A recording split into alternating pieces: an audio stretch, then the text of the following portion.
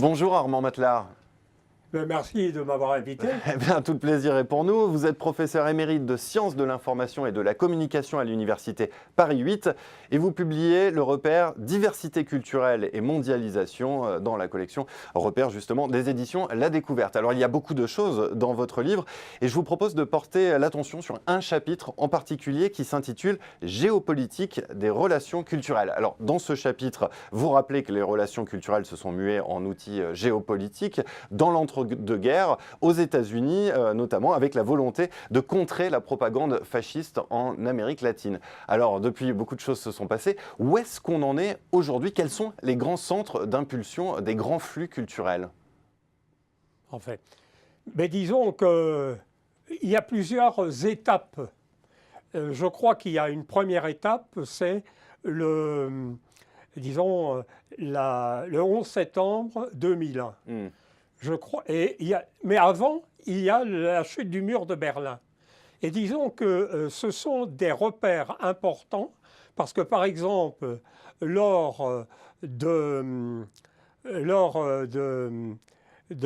11 septembre, il est évident que plusieurs croyances qui étaient entrées vraiment en opérationnel à partir de la chute du mur de Berlin se seront au moins effondrées ou disons, se sont affaiblies. Les Américains pensaient avoir gagné la guerre du soft power. Exactement. Et c'est pas le cas. Avec toutes les réserves qu'ils avaient en informatique, finalement, contrôler le monde à travers le soft power. C'est-à-dire, finalement, contrôler les mentalités liées à un futur marqué par le marché global.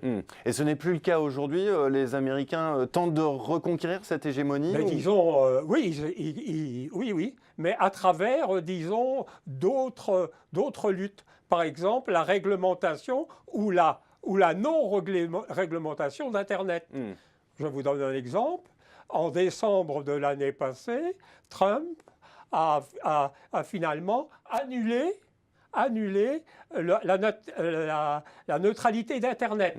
Ça, c'est très important. Ça veut dire que finalement, il accepte qu'il y ait un Internet classiste qui est réservé à certaines tranches de la population. Donc, ça veut dire que finalement, aujourd'hui, sur le plan international, il y a des luttes sur quel modèle d'Internet va être imposé.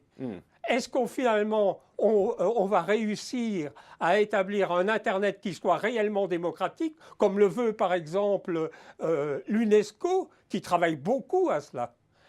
Ou bien est-ce que finalement ce sera l'Internet unique où joue uniquement la compétitivité entre les grandes puissances? Alors, il y a un autre élément intéressant dans votre livre. Vous citez Antonio Gramsci, l'anarchiste italien, qui voyait dès les années 20 dans le régime gestionnaire, un schéma de restructuration globale des relations sociales qu'il baptisait l'américanisme. Est-ce que c'est par ces concepts de gestion et plus largement par l'économie que les Américains peuvent prolonger leur hégémonie culturelle aujourd'hui? Oui, c'est vrai. Est-ce que Gramsci a toujours raison? Oui, c'est vrai. Disons que l'américanisme naît à cette époque à partir du post-Fordisme, évidemment. Mais le problème, c'est qu'aujourd'hui, ils ont des concurrents. Par exemple, quand on voit monter en puissance aussi bien la Chine que l'Inde, il y a des puissances qui en même investissent dans la technologie.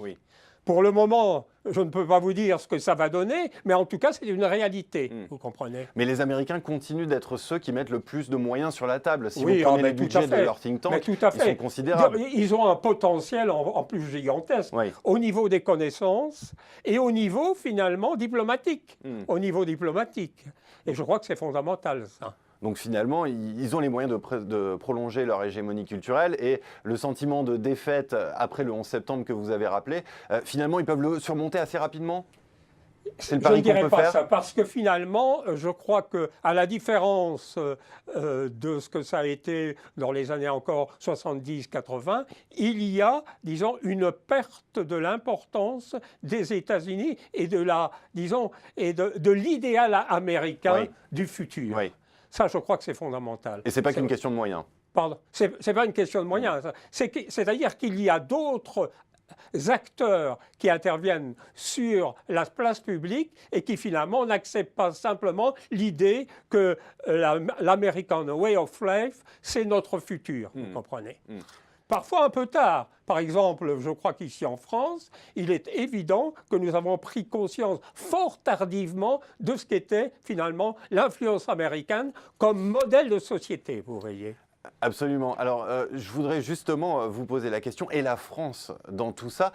Vous prenez comme exemple le cinéma comme vecteur de ces relations, de ces éléments de soft power culturel. La France est connue pour son exception culturelle en matière de cinéma. Est-ce que ça marche? Est-ce que la France est un centre d'impulsion de ces flux mondialisés? Est-ce que notre politique cinématographique nous permet de diffuser cette culture française efficacement?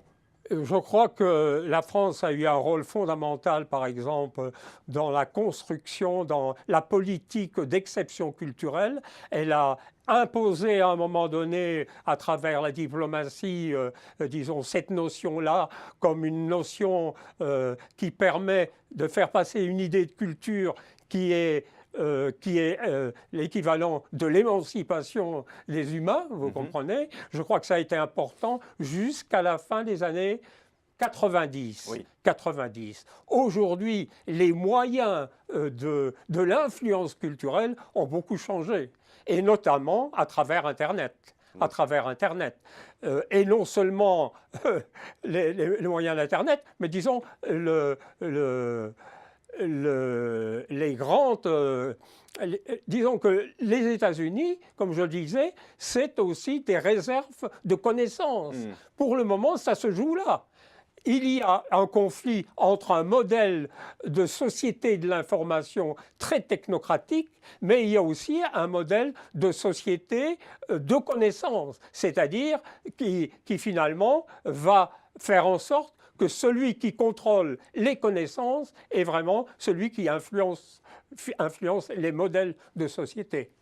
Eh bien, merci beaucoup Armand Matelard pour ces quelques clés de lecture de la géopolitique de relations culturelles actuelles. Merci encore. Et puis pour ceux qui veulent en savoir plus, je renvoie à votre livre « Diversité culturelle et mondialisation » dans la collection Repères des éditions La Découverte. Parfait. Merci. Très bien, merci bien.